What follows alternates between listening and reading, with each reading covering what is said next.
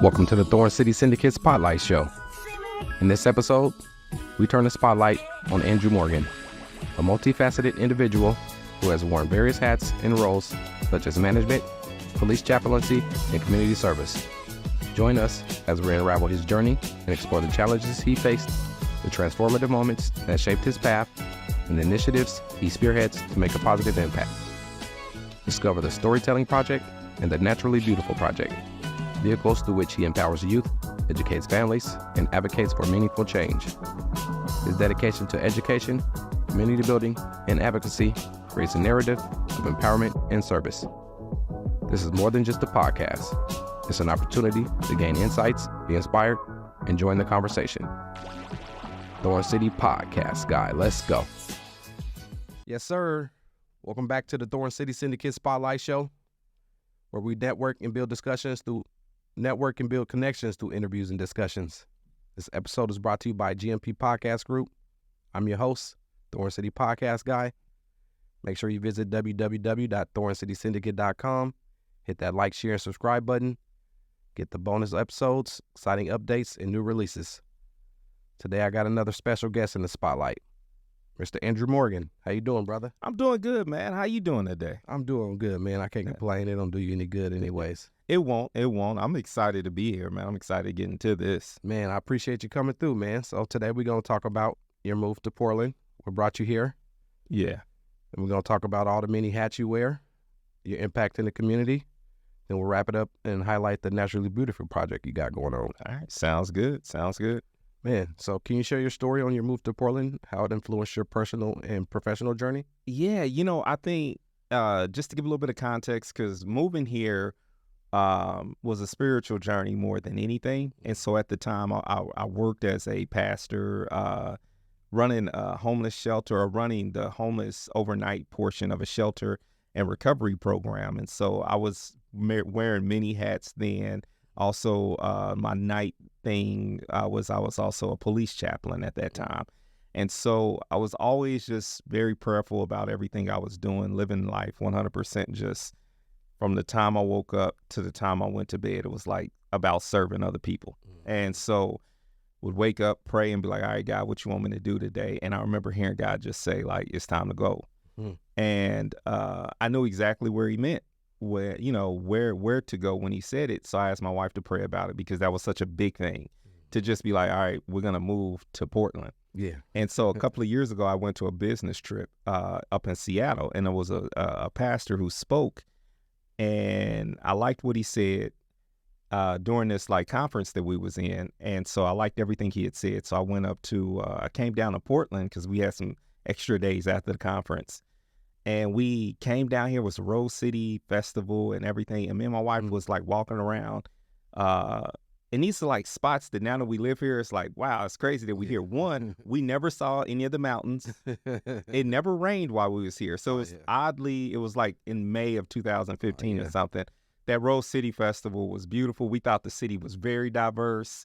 We were walking around old Chinatown, and it was a few homeless people here and there, but it was clean. Because I guess they were cleaning up for the parade. So we was like, we like this place.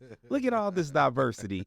And so we knew that might be a place. There was a few other times where I thought I wanted to move out here and just had never been. So to been blessed with an opportunity to come, we knew. And so when she was like, we got to go. And so we gave a 40-day notice on our, we was given a date, we prayed some more and was be out by August 1st. And it just ironically was 40 days. So we left the jobs. We had no jobs waiting on us here. We had no place to live.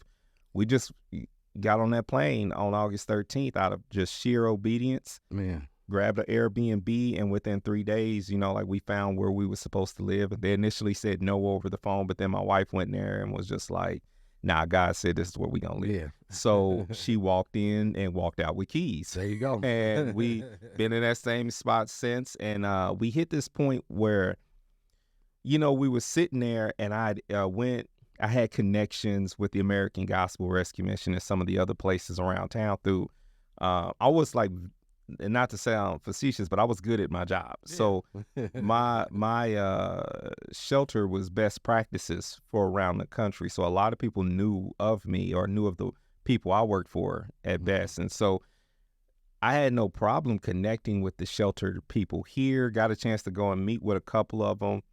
And both of them were like, you know, we don't have anything that you're like, it would all be underqualified jobs.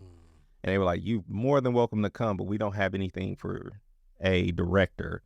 We only have things for like overnight shelter, you know, person or something. Yeah. And so kind of sat there and was like, man, this is crazy. And at the time I did a podcast that was about mental health.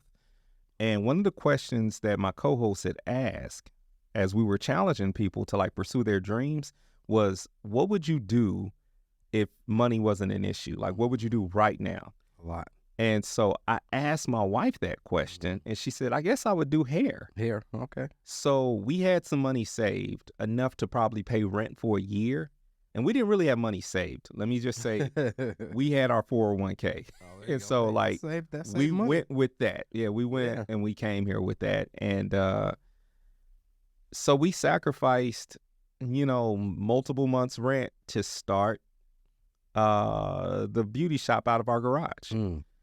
We brought little stuff to try to dress it up, a little cheap chair off of Amazon. We did everything we could to make it seem nice. We went down, my wife went down the street. There's only one other black family in our neighborhood. And she said, you know, yo, can I do your hair? Yeah. And she gave them, the two women, you know, two of the younger women down the street, some box braids, and everything started from there. And so once we got that established, we then got the Naturally Beautiful project established. And then I sat there one day and I was like, so what about me? I asked myself that same question. And I went ahead and I restarted. I'd already had an LLC in Tulsa, but it was around photography. And I said, I want to make film. I don't know how, I don't know when, but I want to be a filmmaker. So I decided to start a media company, and I knew how to do podcasting. So I started going and hanging out where filmmakers were and start suggesting to them how to repurpose their media that wasn't making the cut and turn it into podcasting. End up getting a few different universities as clients, and start consulting for a few major religious organizations, denominations, and that's how it started the entrepreneurial path as well as the social entrepreneur path, because for each business me and my wife we've started a social entrepreneur wing, like a actual nonprofit to be adjacent to the work, so that we can make sure that we're giving back out of the gift that we was freely given. So that's kind of that's the story of how we got here. Yeah. And that's, you know, it kind of answers a couple of you guys definitely took a leap of faith, man. Yeah. It sounds like it worked out for you. No, it has so far. It's been a blessing to create community. It is, you know, as you know, it turned out to not be diverse. No. But we started both uniquely down a path of trying to find black people, bringing black people into our homes. And, you know, when we had the shop in our home, and so we ended up kind of creating our own community, linking up with black people that was giving us a chance to do their hair. And so we started creating our own community and our own family. And there you go. And try to avoid the toxic nature of just complaining like, oh, it's so white here. But it's like, but I'm black. So you're black. And so I'm here. It's not a lot of black people here per se, but it's more than people think from the outside. Yeah, they just think it's like no black people here. Yeah. Yeah. No, and more than likely, like us, we came from the Midwest. Like, we didn't come from Atlanta. Yeah. Like, outside of like Atlanta or some pocket of a large city, like more than likely, like, I'm from Kansas City. You know, we got this space in Kansas City that's ours. But for the most part, no. Like, the rest of the city is predominantly white. Like, same thing in Dallas. Like, I lived in Oak Cliff, and we was black in Oak Cliff. Yeah. Everything else, you know, it's a different story everywhere you go. So it's the same thing in Tulsa, Oklahoma. North Tulsa was us. Everywhere else was them. Yeah. Yeah. So with your background in podcasting and broadcast radio, can you highlight any particular memorable projects that shaped your career?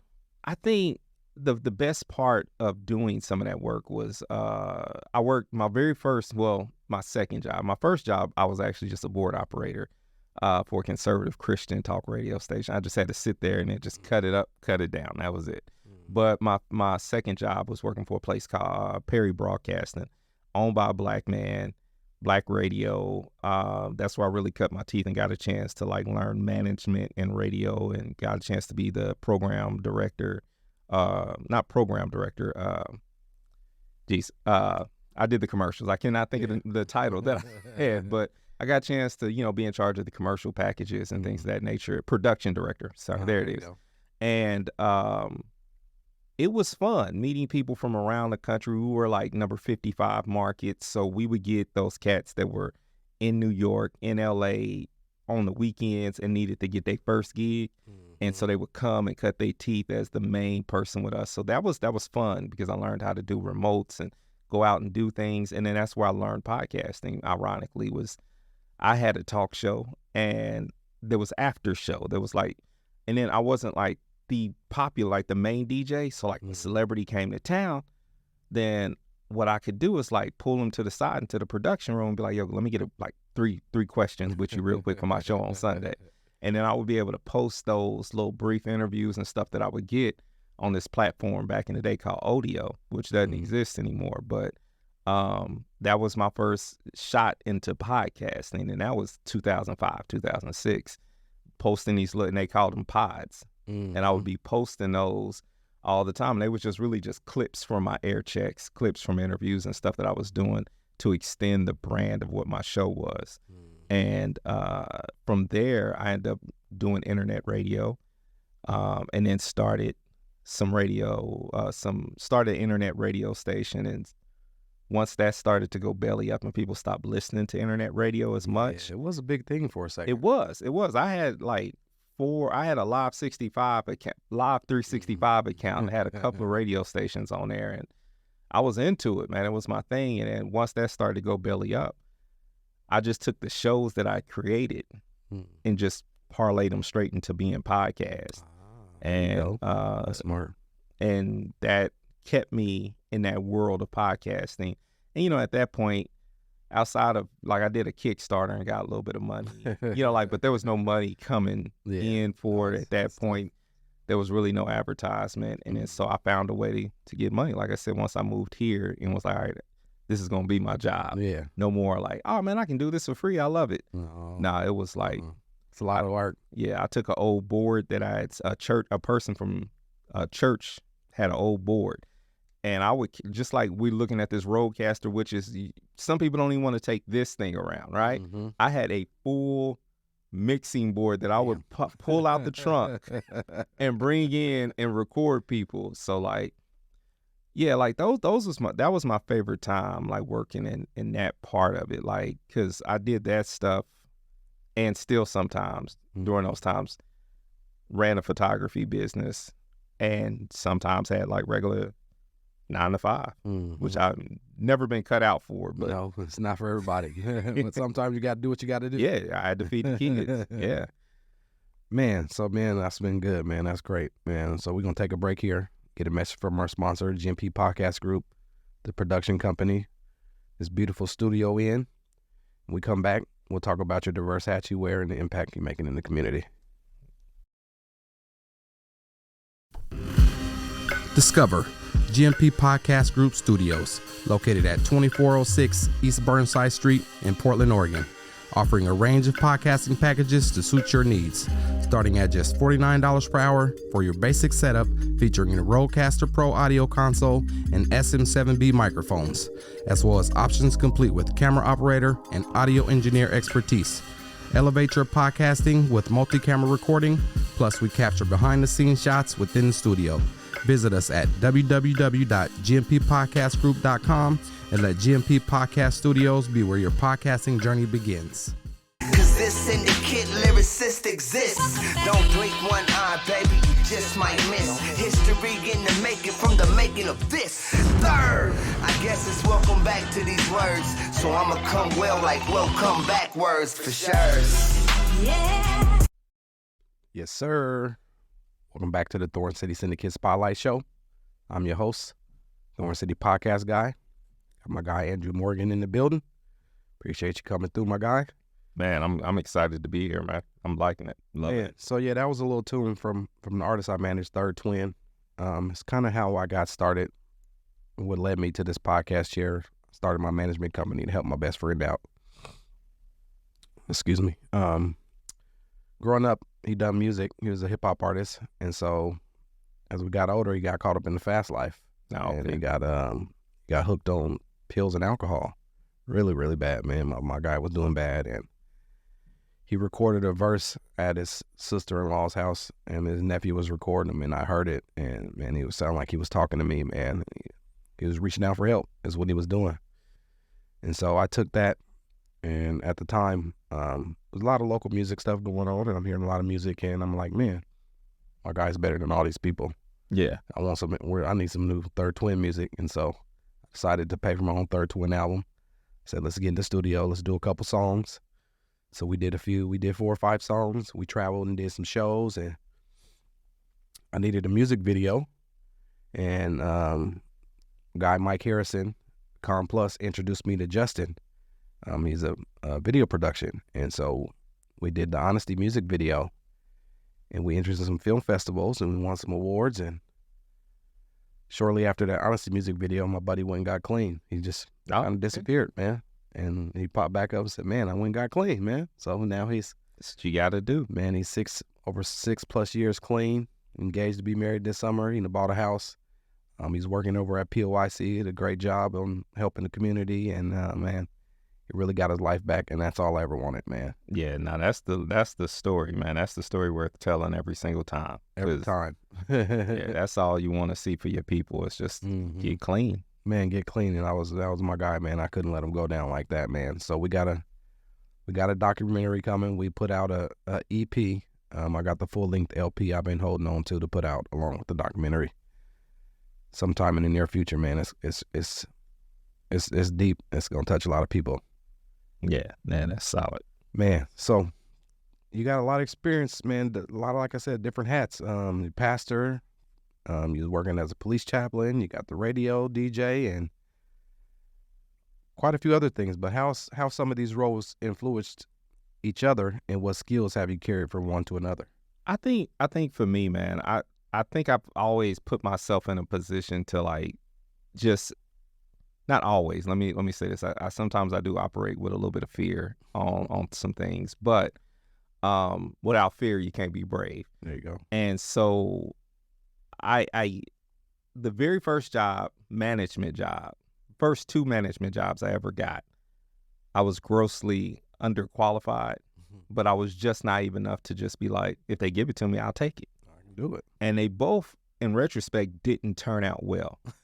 But they gave me enough confidence to keep going. So like for me, the wearing multiple hats is probably part of like the story that we hear across the diaspora. Like, like us as Black people, we tend to be doing the most in order to break even or to fulfill those dreams, because it's a part of being a part of a system in which it kind of demands that of us.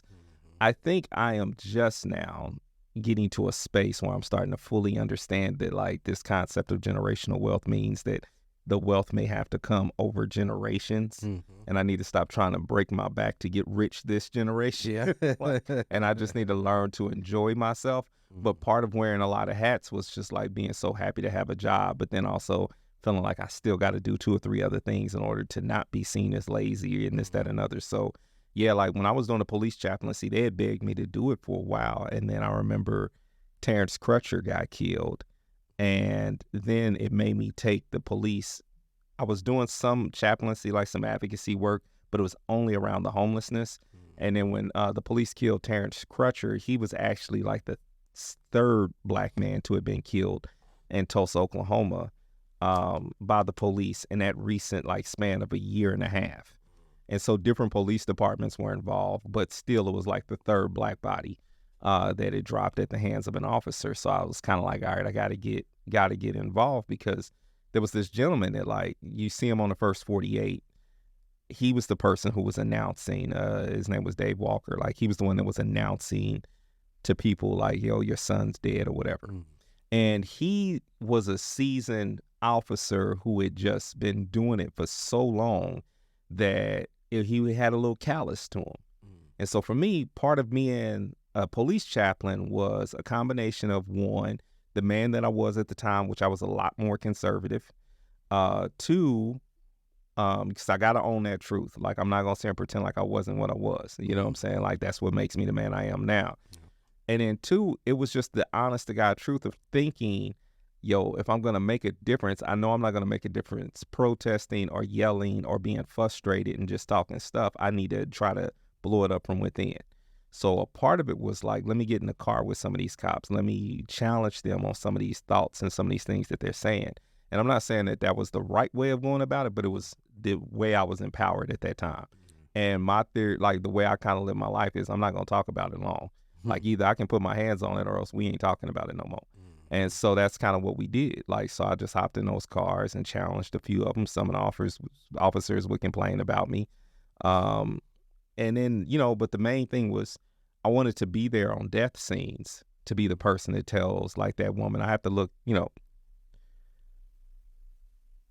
I had to look people in the eye and tell them that, like, yo, your son's dead, your mother's dead, or whatever it might be. And yeah. And I think that that's what happens, was just like, I remember the first time I worked in the community, I wasn't an officer or a chaplain or doing anything with officers, but there was a young man named Jacob Barnes who got shot in the back of the head getting off the bus.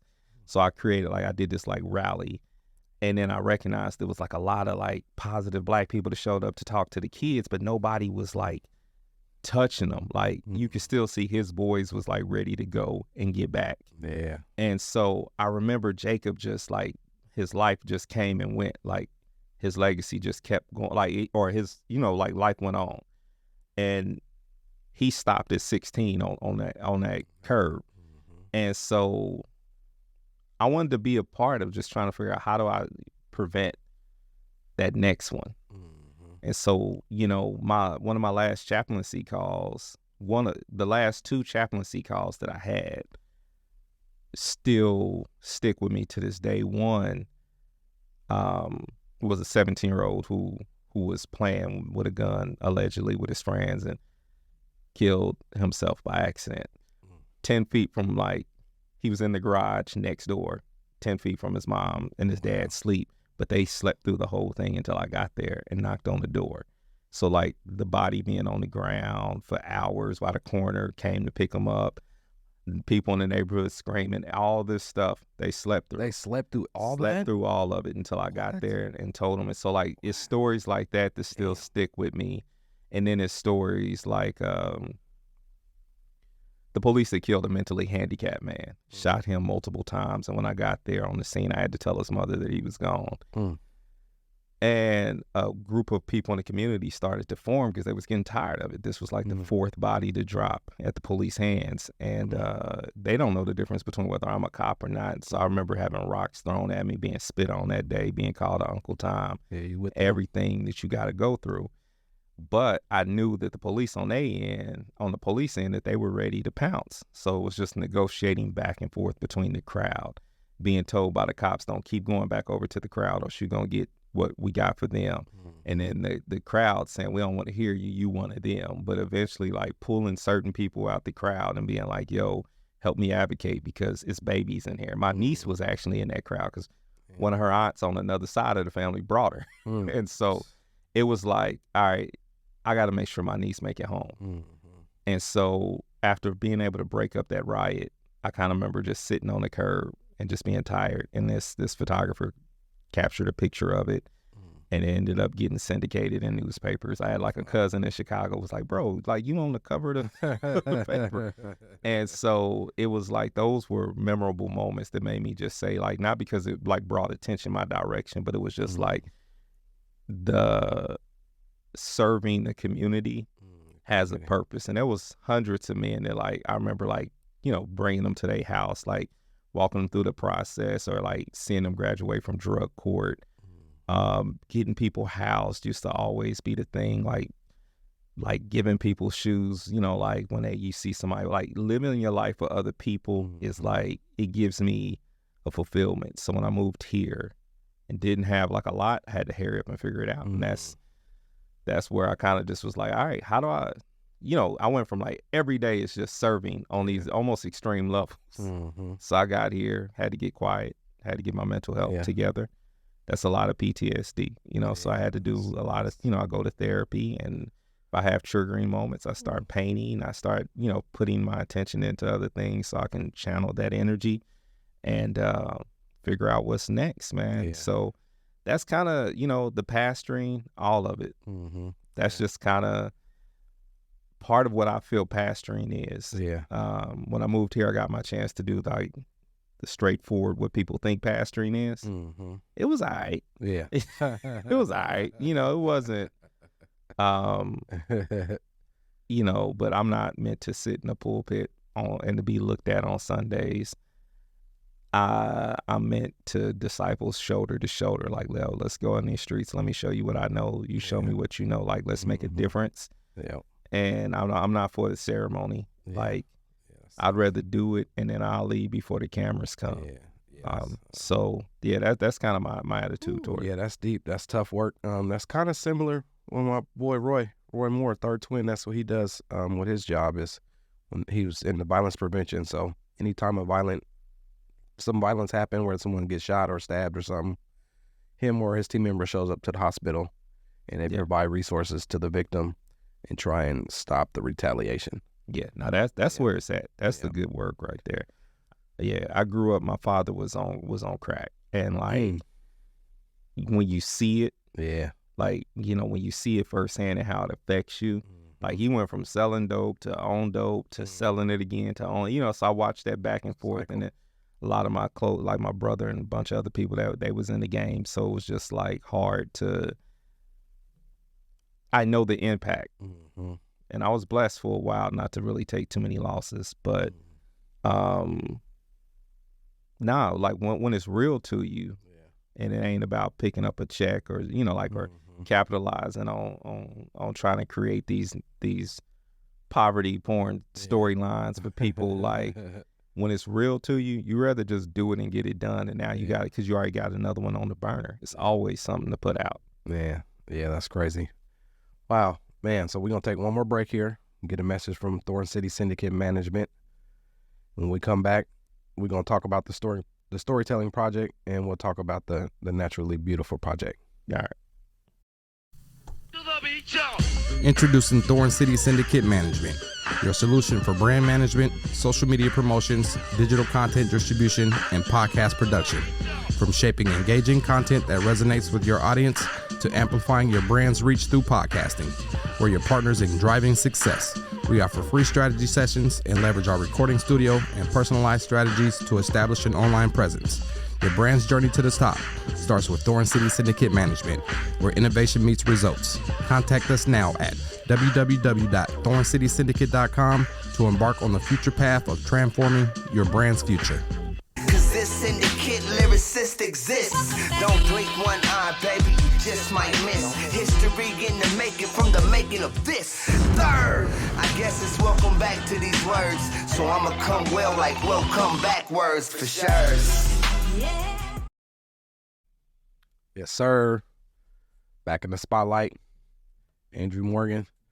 So yeah, man, tell me about the storytelling project and how it allows you to impact teaching, filmmaking, and podcasting to young adults. I know we had the opportunity to collaborate this past weekend. Shout out to my youngster, Nate Bunn, man. Got some special stuff in the works with him. He's a good kid, man. He's excited to get into the podcast, and he really enjoyed I enjoyed having him, man. Like, that's the future right there. Yeah. Like, for real, he's the future. Like, yeah.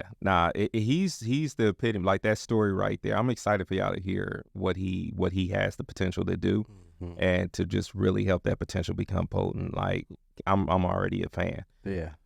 Because he's aiming to try to find his purpose, and that's what the storytelling project is about. I take my motto for the storytelling project straight from like a Pac lyric where he says the powers and the people in politics they address. And so I find that we have to empower the youth by allowing them to be in charge of their narrative. If we teach them how to properly tell their story, then they don't have to wait for the news crew to come later. And I think a big part of that is I remember moving here and I worked on Priced Out as a post-production producer for that film and developed podcasts and other things for it.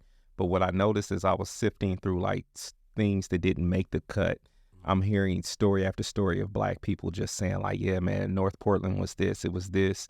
And part of it was no one came to tell their story until after gentrification is set in. Too late. And so for me, that really influenced me in starting the Storytelling Project and naming it something as simple as Storytelling Project. Actually, his full name is God's Storytelling Project. Part of it, that influence is just to say like, yo, I want to empower you and put a camera in your hand, put a mic in your hand, give you the skills to tell your story the way you want to tell it now. Because when you go to school, when you go to college and do all these other things, they're going to tell you this is the proper way. And all those proper ways are going to be with, majority culture, white, basically white storytelling. And our hero arcs are sometimes look a little bit different. They're not always, like Hollywood tends to call some of our arcs, what they call anti-hero, where, well, they're heroes, but they're Black. Like they do things a little Black. And like, so for me, there's nothing but pride and beauty in what makes up who we are. So whether you're Black or white and you hear this, it's like that stuff you went through, that's those shattered pieces always come together and make mosaic beauty. Like we just got to step back. And so given skills, that's what it's about. Like I've been blessed with a natural gift that I don't know where it comes from other than God. Like when you put a microphone or a camera in front of me, I know exactly what to do.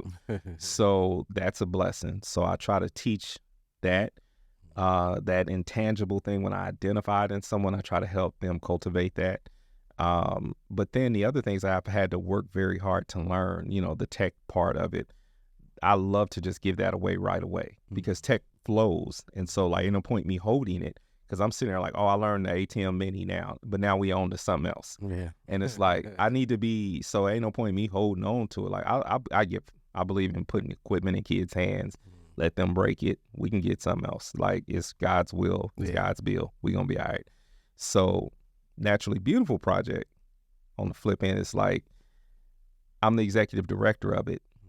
And from the beginning, I started it with my wife as her desire to give back. So to go back to that Priced Out film, part of our influence in our original mission statement was to help individuals who are rent burdened. And we're thinking about how do we prevent like the next round of gentrification, like, because they're going to come for the numbers next, right? And so in our mind, we was just like, well, they're going to come to Vancouver, all the different places that people have been priced out to. Well, if they end up in a position where they can't pay rent, or they're struggling to pay rent, they ain't gonna do their daughter's hair. They ain't gonna do their son's hair. Like they gonna braid it with an attitude, in between shifts and stuff like that. So for us, we was like, bring your babies to us. We'll make sure we take care of their hair for free. And that was our way of giving our business is tied, but that was our way of also giving like it's based off of this theory from the Bible of like that Jesus in Matthew 23:23 is like, you give your deal and all this, like you give your tithe, but you still give to people. Like those two things aren't separate. You can't do one without the other. And often we want to just do one and not the other. And so for us, that was our way of saying like, we gonna do both. We gonna honor this space in both ways. And so, it started off, and here's the funny thing, and missions can drift sometimes. And I remember reading about mission drift and thinking about the example that like Harvard started off as a Christian college, but Harvard is no way, shape, form, or fashion. You don't think of it as Christian, but mission drift, and so we didn't want to be this organization that started off doing one thing and then we end up doing another thing, but another thing presented itself. And ultimately we end up getting linked into the adoption community. We ended up getting, there was a prominent church here in town that had a handful of families that adopted a lot of children from different African countries. And we ended up doing one person's hair. They told the other person, and we end up every day, more than our actual real clients, we ended up getting a lot of white women coming in with Black babies needing to know how to do those babies' hair. Oh, the mixed babies. And then we start getting mixed babies with white moms and white dads coming in saying like, I don't know what to do, you know. And then the other thing we started to discover with our clientele that was paid was that we were getting mixed women and some black women who had never had their hair braided before out of a lack of availability and comfortability within the community. So Portland at that point to them was represented as, if you were black, if you knew where to go get your hair braided, but there weren't a lot of comfortable spots to do it. To go, yeah. And so that became another reason to like, so when I start vision casting for like, well, where are we going to be in 5 years? 5 years back then, I was like, and this was 6 years ago, you know, I was like, we want to be in a position where we help train and bring in some of those stylists to like, we need to create the next generation of stylists so that there's always somewhere you can go get your hair braided. Washington has already relaxed the laws. They call it African hair braider laws because an African hair braider came to them first. And basically, it's no regulation in the state of Washington, which we're advocating right now. We've written letters and we're advocating to try to get some regulations because we are concerned about safety, sanitation, as well as trafficking, because hair braider trafficking is a real thing where you see some of these shops where it's like 5 or 6 women working at one time, and it's like, well, who brought them and where they stand and what's going on? Now, I'm not saying that that's prominent here, but it is a prominent problem around the country. So with regulation, that helps. Not saying that we need people all in our business, but we need some regulations, some health and safety regulations, just like we have in the state of Oregon, which Conscious Coils did an excellent job going down there and making sure that the legislators built a proper like curriculum that you have to pass, a sanitation curriculum you have to pass. And she did a really great work for Oregon braiders. And we stand on her shoulders, like, you know, with what we're doing. So what we want to do is get people certified out of the state of Oregon. So we pay for that. And we make sure, and we even help people get started with their LLC on the business end of things. Nice. So we've been blessed to do that through a few grants that we've been able to get. But yeah, the Naturally Beautiful project is just over the past, you know, for the years, we were just doing families. And we really hit this point, and we love our families, and we mean no ill will toward anyone when I make this statement. It's like you hit a point where you start to plateau in any mission. And when you recognize you're plateauing, you're like, what's wrong here? What are we doing? Because the passion starts to, you know, like die down a little bit. And we started to notice we were serving this demographic, but we weren't teaching them. We weren't educating them. We were just giving them a service. Yeah. And I didn't want my wife to be a mammy. Like I didn't want her to look up and like, all she's doing is just serving these people without, and she loves them and she's caring for them and she cares about the babies mainly. And we were getting other stylists involved, and that conviction came there to be like, yo, we got to implement education and curriculum for these families. There has to be some level of accountability to knowing how to take care of these babies' hair. And so we started really just pressing families and just saying like, hey, you're going to have to sit down and learn how to shampoo, how to detangle. Like you can't just sit here. Like we got to a point where some families were like dropping their kids off and just leaving. Just take care of them. And we're like good with that because like you're leaving them with a black family. So that part we was always cool, especially when the shop was still in our house. Yeah. Because a lot of these kids who might be in foster situations, apparently, like a lot of them, they've been snatched out of their black home and it was fractured. And I loved bringing them in the house. Yeah. And I was working from the home, so I'm opening up the door and they're seeing black art on the walls and they're seeing a black dad sit there and cheer them on. And like, so it was like we tried to create that dope environment just to say nothing's wrong with the family you have. Yeah. Like love your family because they adopted you and they love you and they're worthy of you calling them mom, dad, or whatever.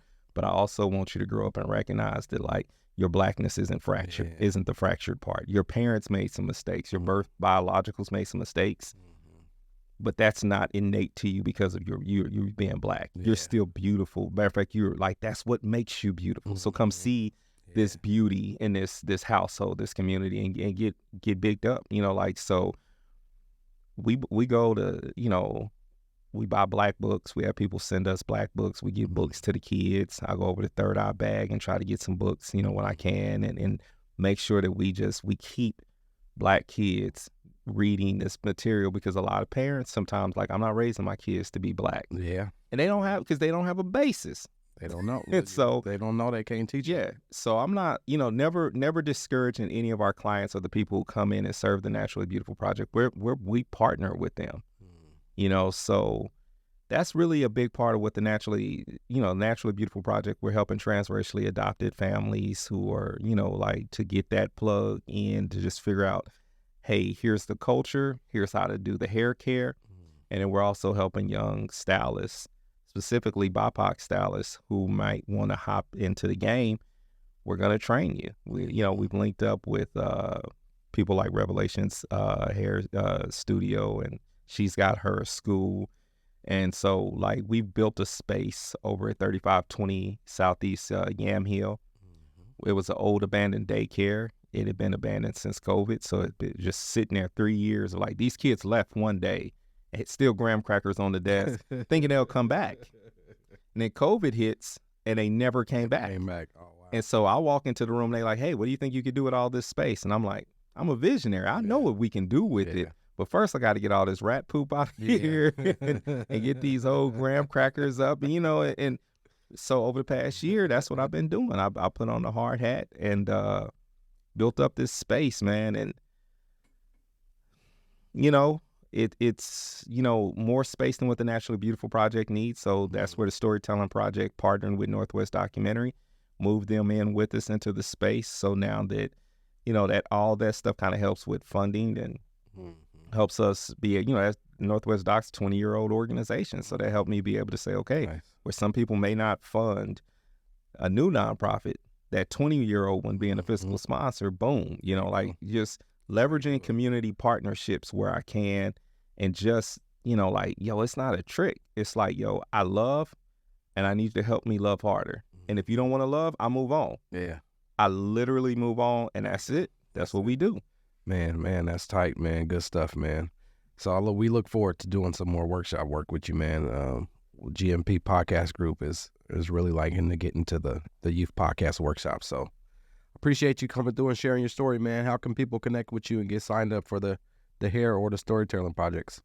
So with the Naturally Beautiful Project, if you go to the naturallybeautifulproject.com, there's a sign-up page under Naturally Beautiful Project Academy for the training. It usually has the dates.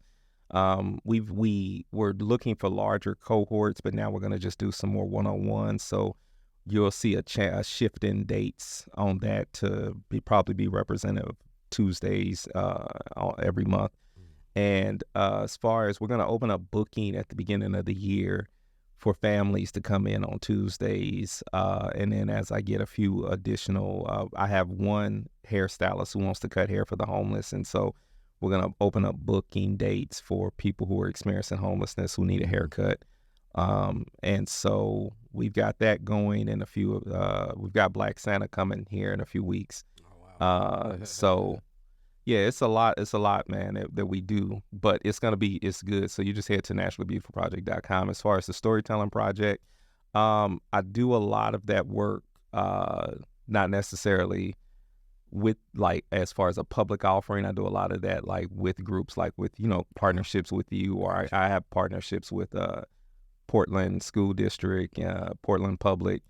I teach a class for them and just find grants so that I can be able to do things. But if you go to the Northwest Doc, the nwdoc.org, we have a list of classes and other offerings that are coming up real soon. Nice. Man, good stuff, man. That's tight, man. Like I say, I like to encourage listeners to explore their passions and embrace innovation and pursue entrepreneurship in their own unique ways. Thanks for joining us. Explore the power of networking and find inspiration by following me at Thorn City Podcast Guy for updates, exclusive behind-the-scenes content, and to join the conversation today. Stay tuned for upcoming episodes of the Thorn City Syndicate Spotlight Show, where we continue to highlight individuals, businesses, brands, and podcasters. Don't forget to subscribe to the Thorn City Podcast Guy YouTube channel. Follow at Thorn City Syndicate, the management company, and at GMP Podcast Group, the production company. Make sure you drop by www.thorncitysyndicate.com. Schedule your free strategy sessions. Thorn City Podcast guy, I like your boy. Appreciate you, brother. Appreciate you, man. Thank you. Yes, sir. What man? What power? Hoodoo. I appreciate y'all tuning in to another episode of the Thorn City Syndicate Spotlight Show, where we network and build connections, interviews, and discussions. Till next time, I like your boy, Thorn City Podcast guy. I'm out. You remind me of a man.